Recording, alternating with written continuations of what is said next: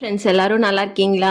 இன்னைக்கு நம்ம டெரஸ் கார்டனோட ஒரு ஹார்வெஸ்ட் அத்தோட நம்ம மார்க்கெட்ல வாங்கின காய்கறிகள் என்னென்ன விலை அப்படிங்கிறத பார்க்கலாம். பாருங்க, ஃபர்ஸ்ட் நம்ம 2 பீர்க்கங்காய் இருக்குதுங்க. இந்த 2 பீர்க்கங்காயும் ஒரே கொடியிலிருந்து காய்ச்சது தான்.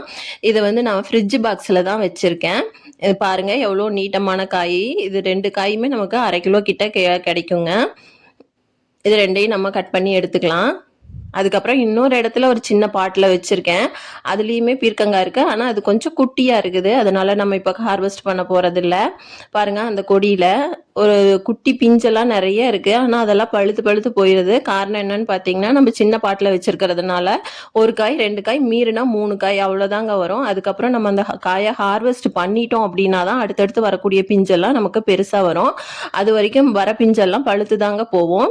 அதுக்கடுத்தது நம்ம புளிச்சக்கீரையெல்லாம் ஹார்வெஸ்ட் பண்ணிக்கலாங்க. புளிச்சக்கீரை நம்ம மாடி தோட்டத்தில் நிறையவே இருக்குது. அது நமக்கு தேவையான அளவு ஹார்வெஸ்ட் பண்ணி எடுத்துக்கலாம். பாருங்கள், இந்த பாட்லேயும் நான் பச்சை மிளகாய் தான் வச்சுருக்கேன். அந்த மண்கலவையிலேருந்து வந்த புளிச்சக்கீரை செடி இருக்குது. ஆனால் இதை வந்து நம்ம இப்போ கொஞ்சம் சின்ன செடியாக தான் இருக்குது. இதை நம்ம இப்போ ஹார்வெஸ்ட் பண்ண போகிறதில்ல. இன்னொரு பாட்டில் நல்லாவே வளர்ந்துருக்கு. அதை ஃபுல்லாக நம்ம ஹார்வெஸ்ட் பண்ணி எடுத்துக்கலாம். இது பாருங்கள், கொத்தரங்காய் செடி தான். கொத்தரங்காவும் நமக்கு அறுவடை முடிகிற ஸ்டேஜுக்கு வந்துருச்சு. இந்த காயை பறிச்சுட்டு நம்ம இந்த செடியை எடுத்துட வேண்டியதாங்க. நான் மாடி தோட்டத்தில் பார்த்தீங்கன்னா நிறைய செடிகள் நான் எடுத்துட்டேன். எல்லாமே காய்ச்சி முடிச்சிருச்சு. அதனால எடுத்துட்டேன். இதுவுமே நம்ம இருக்கிற காயெல்லாம் பறிச்சுட்டு இருக்கிற செடிகள்லாம் நம்ம வந்து ஒவ்வொரு செடியை நம்ம எடுத்துட்டு புது செடி நட்டு வைக்க வேண்டியதாங்க.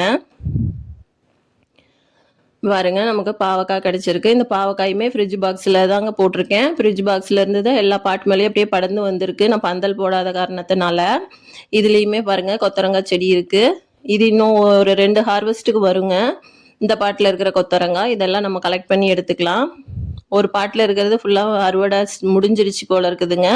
அதில் பூக்கள்லாம் எதுவும் இல்லை. அதனால அந்த செடி எடுத்துருவேன். இதில் கொஞ்சம் பூக்கள்லாம் இருக்குது. பாருங்கள், கத்திரிக்காய் நிறையா இருக்குது. ஆனால் நம்ம இன்னைக்கு பெருசாக இருக்கிற 2 கத்திரிக்காய் மட்டும்தாங்க பறிக்க போகிறோம். மற்றதெல்லாம் குட்டி குட்டியாக இருக்குது. அது இன்னொரு 2 நாள் 3 நாளில் நமக்கு பெருசாயிரும். இதுவுமே பாருங்கள், நல்லா பெருசாக வரும். குட்டியாக தான் இருக்குது. இதே நம்ம இப்போ அடுத்த ஹார்வெஸ்ட்டில் கட் பண்ணிக்கலாம். பாவக்காய் பாருங்கள், இது லைட்டாக பழுக்கவே ஆரம்பிச்சிருச்சு. பாவக்காய் நான் 2 வெரைட்டி வச்சுருக்கேங்க. ஒன்று குட்டை ரகம் பாவக்காய், ஒன்று நல்லா நீட்டு ரக பாவக்காய் வச்சுருக்கேன். பாருங்கள், இங்கே ஒரு புளிச்சக்கீரை நல்லா பெருசாக வளர்ந்து நிற்கிது. இதையும் நம்ம ஹார்வெஸ்ட் பண்ணி எடுத்துக்க போகிறோம். இது பார்த்திங்கன்னா மரவெண்டை தாங்க. மரவெண்டையில் இதுதான் ஃபஸ்ட்டு காய். இதில் மாவு பூச்சி தொல்லை நிறையா வந்துருச்சுங்க. இதில் காய் வந்து இப்போ நம்ம பார்த்த வெண்டைக்காய் ரொம்ப குட்டி தான். இது நல்லா பெருசாக வருங்க. அதனால் நம்ம கட் பண்ண போகிறதில்ல. நல்லா பெருசானதுக்கப்புறம் கட் பண்ணி எடுத்துக்கலாம். அவரைக்காய் பறிச்சிக்கலாங்க. இது வேலூர் முள்ளு கத்திரி. இதுதான் நம்ம ஃபஸ்ட் டைம் வச்சுருக்கோம் மாடி தோட்டத்தில். இது எவ்வளோ நீட்டம் வரும் அப்படிங்கிறது தெரியலைங்க. அதனால் இதை நம்ம விட்டு வெயிட் பண்ணி பார்த்து இன்னொரு 2-3 நாளுக்கு அப்புறமா கட் பண்ணிக்கலான்னு வச்சுருக்கேன். நம்ம மாடி தோட்டத்தில் 2 வகையான காராமணி இருக்குது. ஒன்று பச்சை காராமணி, இன்னொன்று சிகப்பு நீட்ட காராமணி. இதை பாருங்க, அது இருக்கு. இதையும் கட் பண்ணி எடுத்துக்கலாம். இது பார்த்தீங்கன்னா குட்டை ரகம். நம்ம மாடி தோட்டத்தில் எல்லா பாட்டிலையுமே இந்த மிளகு தக்காளி வளர்ந்துருக்குதுங்க. அது எப்படி தான் நம்ம வளர விடாமல் பண்ணுறதுனே தெரியல. எல்லா பாட்டிலையுமே நல்லா வளர்ந்துருக்குது. போதுங்கிற அளவுக்கு நமக்கு கீரை கிடைக்குது. இது பாருங்கள், நம்மளோட கேப்சிகம் செடி. இதுவுமே அறுவடை அவ்வளோதாங்க. லாஸ்ட்டு முடிஞ்சிருச்சு. இது ஒரே ஒரு காய் இருக்குது. என் ஃபர்ஸ்ட்லாம் வந்த காய் நல்ல பெருசாக நமக்கு கிடைச்சிது. இது கடைசி காய் அப்படிங்கிறதுனால ஒரு குட்டியாக தான் இருக்குது. இது லைட்டாக பழுக்கிற மாதிரி ஆயிடுச்சு. அதனால எடுத்துக்கிறேன். இது ஒரு கிரீன் கேப்சிகம் தாங்க. இது நம்ம எடுத்துக்கலாம். இந்த செடி இனிமேல் எடுத்துகிட்டு இந்த பாட்டில் வேறு செடி வைக்க வேண்டியது தான். அதுக்கடுத்தது இது பார்த்திங்கன்னா உளுத்தம்பருப்பு செடி தாங்க. இந்த உளுத்தம்பருப்பு செடியில் காய்கள்லாம் நிறையா காஞ்சி இருக்குது. இந்த காய் எல்லாமே நான் கலெக்ட் பண்ணி எடுத்துக்கிறேன்.